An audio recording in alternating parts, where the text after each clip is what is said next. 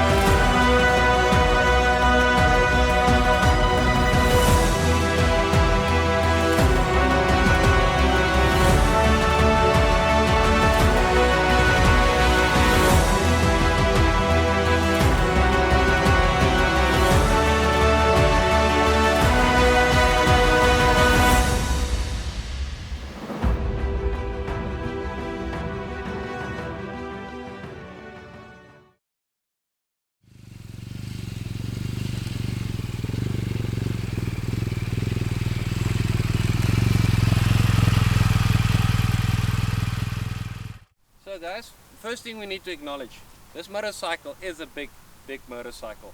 It's not like your everyday that you get your 650s, your 450s, your 300s, like your everyday commuters. This is a serious bike. It's a heavy bike. It's a big bike. Not comparing to its original roadster format. You get the normal GSA, which is a lot more smaller and all those things. But today the focus is on this bike. So basically what it comes down to, as you can see, I'm going to stand behind the bike here on the other side. As you can see from this angle, there's not much of me left. This is just bike. So it's a big ass bike. So we have to treat it with the same kind of respect as well. It's a big bike. It's meant to stay here.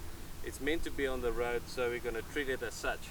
All right. So moving on from the big bike, we have to acknowledge that the fact that because it's big comes with size and with weight. This bike has approximate weight of 285 kilograms, just factory standard. Obviously you have to put on your luggage yourself, and if you're driving with a pillion, that weight comes basically added on to that. So at the end of the day, you have to respect this bike, because if you do not respect it as any big adventure bike out there, it is definitely gonna hurt you.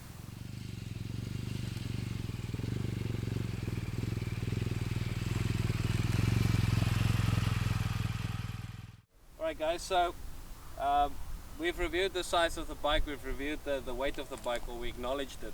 So the next thing we're going to focus on, the overall look of the motorcycle, is the protection that this bike has on.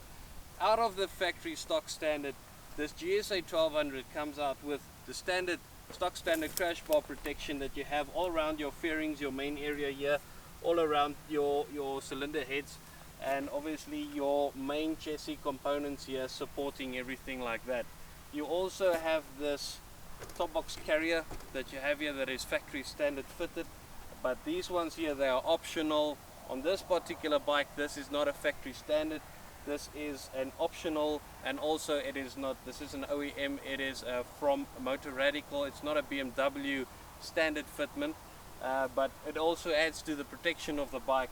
As you can see, this whole exhaust pipe area here, everything here is covered, is protected. In the event, should you go off-road or on-road or somewhere, the bike slips and there's an obstacle, it really protects your exhaust pipe. It saves you that unnecessary expense. It's easier to just bend this right on the road than obviously to fix your exhaust pipe. So from the additional angle now that we have here, looking at the bike from the front, we notice that this one here is from Riot Gear. It is not a stock standard fitment for the GS1200. This is an aftermarket fitment. You get your headlight protector. Especially it becomes essential for riding off-road, especially when you're riding behind other pro riders as well. When the rocks are starting to kick in, it's a lot cheaper to replace the headlight protector than the headlight itself. Additionally, furthermore, also not a stock standard fitment of the GS1200. This is also a component from Motor Radical. It's your radiator guards. Mine obviously are custom to green to match with the color theme of the motorcycle. Once again, for road use it's not really essential, but the moment you explore more enduro and off-road riding, it is encouraged to do that, because there are a lot of small rocks that you don't calculate for. Especially if you're always in front, don't worry about it, but at the end of the day you are going to ride behind someone and you're going to suffer the consequences or potential consequences for not protecting your radiators.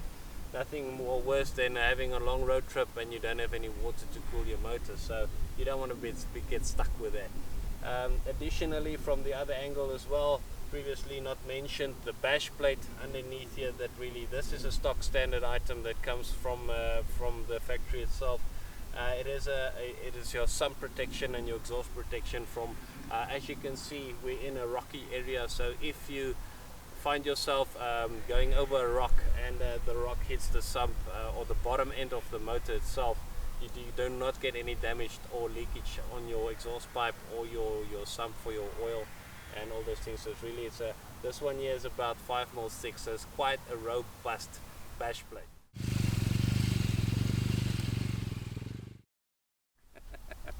Alright guys, so yeah, this is turning out to be a fun recording session. So coming back to the whole protection of the bike, adding to the longevity and the durability of the motorcycle as well, this is one of the biggest benefits that in my opinion, that I chose the BMW as well, that I also discovered in my road trips with some friends of other category adventure bikes. These rims, in my opinion, they can stand quite a decent amount of punishment, not obviously intentional punishment, but for your road trips you get your potholes. Everywhere in the world you get your potholes. They're quite famous. During gravel roads you always get those small rocks that's sticking out of the gravel that you hit unintentionally. So it happened every now and then on adventure bikes. On a tour we had to stop, and there was a big lacquer smiley on one of the rims, and we had to stop to basically bend it back so we can get more pressure, or we can get a seal in the tire so we can get pressure and carry on. So because these are tubeless tires as well, it is quite essential for your rim to keep its structure. So these alloy wheels of BMW are quite robust and they can withstand quite a lot of punishment as well. Myself being an experienced rider, extensive experienced rider off-road, they are really robust and they have not let me down. And the bike is currently, I believe I've done about 60,000 kilometers. I've never had an issue on my rims even once. So it is essential, especially when going off-road. Every now and then when you service your bike, preferably every service, do a rim inspection, a spoke, that they tension all your spokes, otherwise your wheels will get loose, your ride will get wonky, and it might have some serious side effects as well. Alright guys, so another topic I feel that I need to mention that can be a deciding factor for you guys, especially considering between either BMW, KTM or the Teneres or those kind of bikes. The iconic boxer motor of the BMW. Robust, awesome motor, a lot of torque, a lot of playroom. There is a couple of pros and cons, not a couple, but there is some pros and cons I need to mention as well. Being an experienced GS rider and everything, I need to mention this. Your cylinder heads, they have a benefit.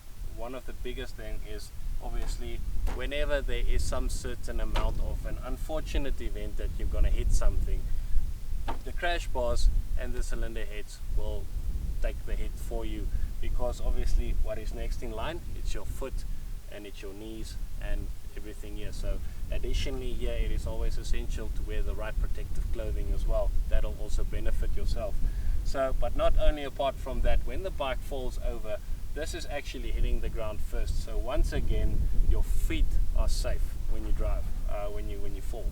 So every time you fall, the bike will take the hit. It'll give the driver enough time to leave the motorcycle and get off safely. Instead of being on every other motorcycle, you always have the chance of being pinned to the ground, and you might sustain some ankle or foot breakage or something like that.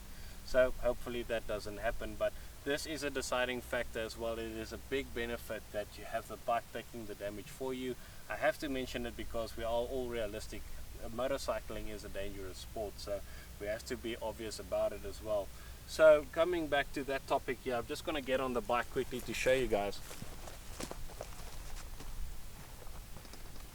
So as you can see, the whole area here, there's actually so much gap that my foot is safe from any incoming obstacle that might hit. I had a couple of times at when there was roadworks where there was signage misaligned, and one of them actually, they hit the crash bar and it ricocheted away from my leg. So that is a very big protective feature.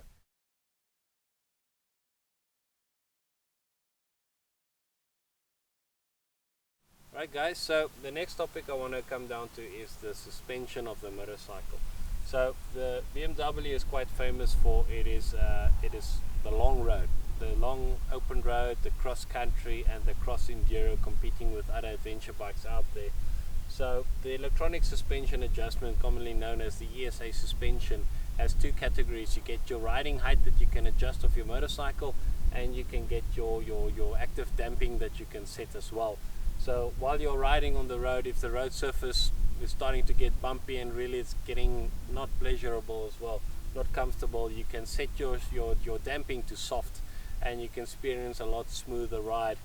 When you go into mountain passes, you can then go again from soft, you can go to hard, and there's also medium setting as well. So it really comes down to your preference. Play around with the mode, see what works for you. Other thing I need to mention as well, that I mentioned the riding height settings. You get your low setting, your medium setting, your high setting. That's just what I call it, but it is one of them on the screen that we'll show you guys later on the video. It is you get your one helmet symbol, which is basically just for you as the rider commuting. It drops the I call it suspension load actually. So you take off the load of your suspension. It doesn't require as much, so you don't, obviously you only weigh so much. Then you get your helmet and your luggage icon, which is on your cluster. That basically jacks up the bike to a medium setting, which will accommodate that the suspension can have a little bit more load, that you can obviously load your luggage and everything.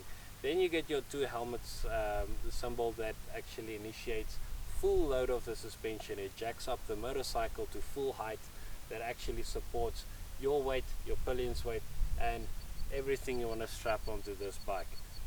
It'll cover for that. So it really, but for us being experienced riders as well, I just put it on the high setting because it's nice, it's lacquer, the bike is nippy. It comes down to personal preference. If you're a short guy, you can also, I'll explain to you guys now how to lower the seat as well. You get the two different settings on your seat, and you get your three different settings on your suspension as well. Even furthermore, if you really want, you can put your bike on normal or soft damping, which will ease into the shocks as well. So you can, the bike is really adjustable for yourself as a person, and I've seen small people, short people driving these bikes like you can't believe. So really height is not a problem, especially with this motorcycle. It all comes down to what do you want to accomplish with your motorcycle. Alright guys, and then the best part of this motorcycle, or any adventure bike really, but for me, personal experience, the GS in this case, the biggest feature about the motorcycle, whenever you are driving and you don't have to stop so frequently to stretch your legs, if you want to experience the freedom, the nice wind in your hair and the helmet, the best thing is just stand up. You can enjoy the road, you can enjoy the view, You can comfortably stretch your legs. The guy behind you is not going to be affected as well. He's gonna get a fright, like what's happening now, but you can just give him a tap and say I'm going to stand up or something. You'll work on that communication when you get there. So comfortably you can just stand up. You can put your, obviously you can put your cruise control on you, you can put your hands there. It really, you become I'm gonna say overexcited of all the freedom that you have on this motorcycle. One thing that aids to that, especially this is not a standard fitment of BMW, is that you get your steering handlebar risers that you can see here. That basically, it depends on yourself. If you're a guy with a short height, you don't need those, but for us longer people, you get the handlebar risers that actually reduces you from riding like this. You have a bit more upright natural position as well. So it really it comes down to the long road touring, especially if you're driving down a mountain pass. You can stand up and really enjoy the view as you are driving. Alright guys, for myself now, the final thing I want to mention, your drive shaft on the GS1200. This is one of the biggest, for me personally, deciding factor. I was also faced with am I going to buy a KTM or Triumph Tiger, or am I going to buy the BMW?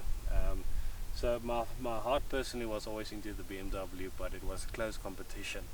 The biggest deciding factor was the drive shaft. It was either servicing the chain, oiling the chain, constant worry about when the chain is going to snap. I had one of my mates now recently, he just pulled away on his adventure. He wasn't 1 kilometer from his house and his chain snapped, and the damage on his bike was quite extensive. It was not a pretty sight, and that can happen anytime. You can ride in the bush, your chain can snap. So yeah, for me, the constant worry of a chain, it's not worth it. It's not. When I get on this bike, I want to relax. I want to know the bike is going to take me where I want to go. I don't want to worry, is it going to break or not. So for me, biggest deciding factor is the drive shaft on the motorcycle. There's a lot of torque, there's a lot of reliability on this motorcycle as well. So for me personally, I would recommend going with the drive shaft as well. But at the end of the day, it comes to your personal preference. Thank you guys for watching my video, and I want to ask you guys support. Please subscribe to my channel, like my videos. Also, if you can, give me any comments below of what you do not see in this video or that you would like to see in any other videos. We will definitely add your requests in the following videos, or will respond to your comments, and we can take it from there. Together we can grow as a community, and we want to give value to our audience as well. It can only benefit us both. I would like to share my experiences in life with this adventure life. I'd like to experience and share this with my audience as well, that you guys can see what I see, and hopefully that you guys can join me on a trip that we can all take together. So stay tuned for this video, and please don't forget to like and subscribe. Leave your comments below so that we can grow as a team.